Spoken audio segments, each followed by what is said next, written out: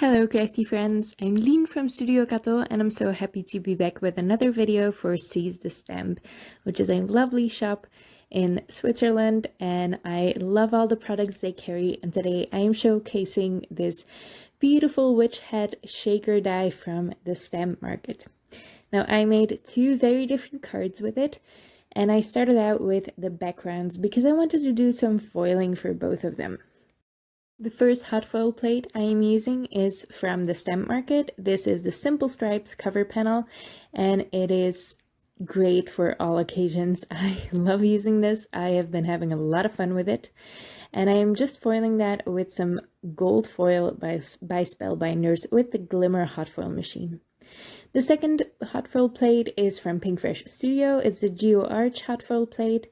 And here you can see me foiling it with Opal foil, also by Spellbinders, which is a gorgeous foil, but it wasn't working for this card, so I changed it up in the end, and you'll see that later.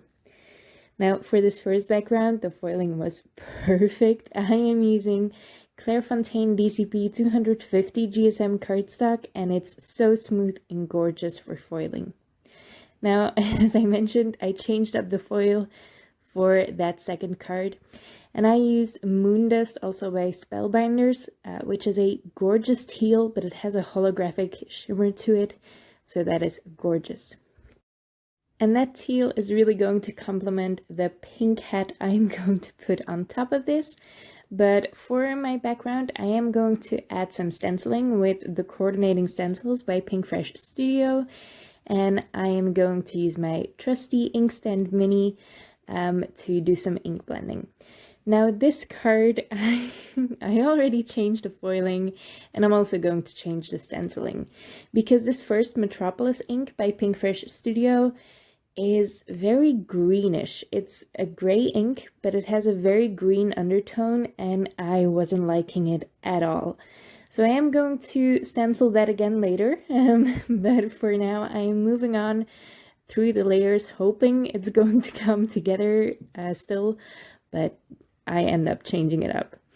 I am going from dark gray to light gray, and I am actually going from black to light gray, and that is really going to make this card pop. I love a touch of black on a card, especially a Halloween card, but look at how that made the foil pop as well. I love this.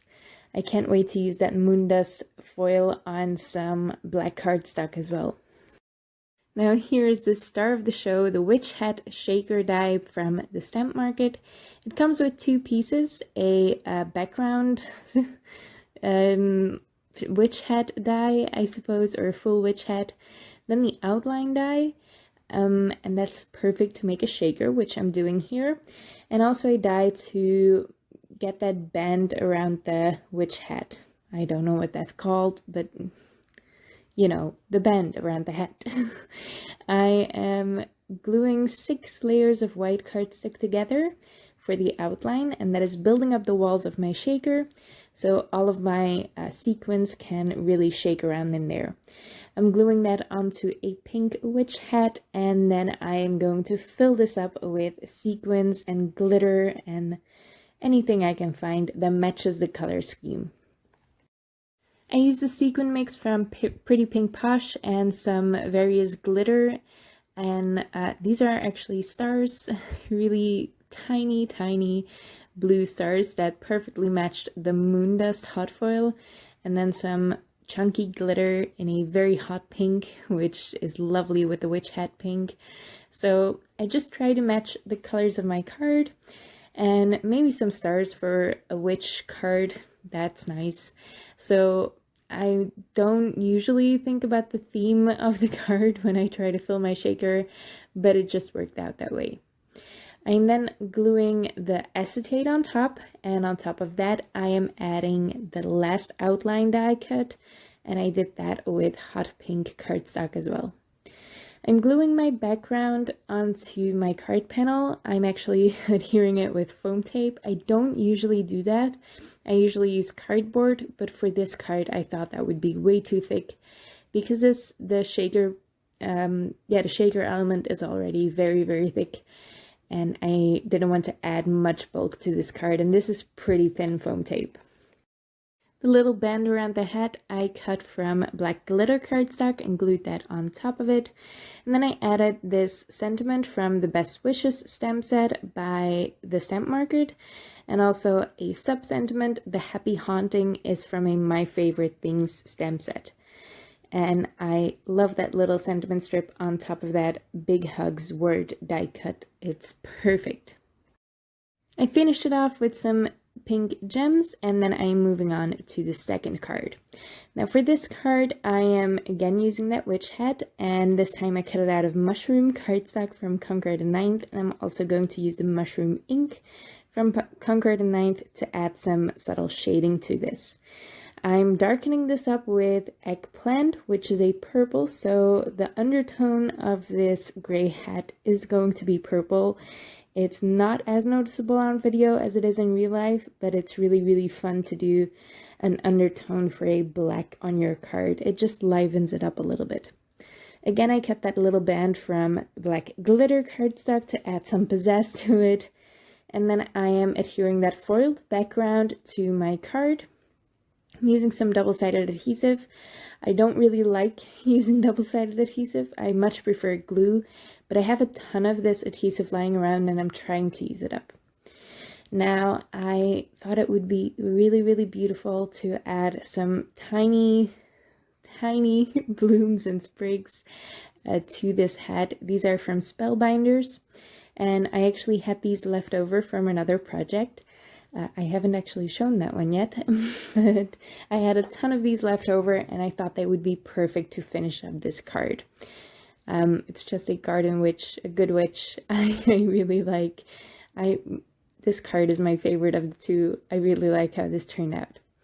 I am using a tip from Janos Makula, and that is to adhere the leaves first onto a bit of foam tape or a foam square, and then press the bloom on top of it. And that makes it really easy to make sure your leaves are adhered underneath your little flowers. It's a really simple thing to do, but it really makes it easier to work on your layout with all these really small flowers.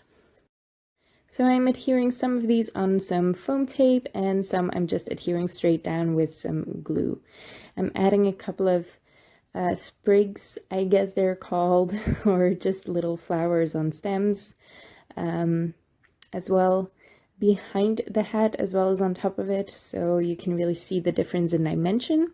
And then to finish up some of the centers of these flowers, I am adding little nail art gems. This is a variety pack I got off Amazon. Obviously you can get card making gems as well, but if you want a ton of colors really cheaply, you can go to Amazon as well. Now, this is the finished card. As I said, I really like how this turned out. It's such an adorable spring-like Halloween card. I really like it. But I'm also very fond of shaker cards, and I hadn't made one in a while, so this one is fun too. I hope you liked the cards, and I hope you liked the video. If you did, make sure to leave a comment on the video and leave your thoughts in the comments below so I can get back to you if you have any questions. You can also subscribe to my channel if you want to see more of my videos, and head on over to Seize the Stamp. If you use code STSLEAN10 at checkout, that code will be in the description below. If you're not sure of the spelling, you can get 10% off your purchase. I will also leave the Seize the Stamp Instagram in the description below. In particular, I will link to the post about the monthly color challenge because it's a gorgeous color challenge. I can't wait to make a card with it. I'm a little late, but I'm going to try to share a video on it this week still. I hope you subscribe for that, and make sure to follow Seize the Stamp on Instagram and participate in the color challenge because there's always a fun prize to win. Thank you so much for watching, and I hope to see you next time.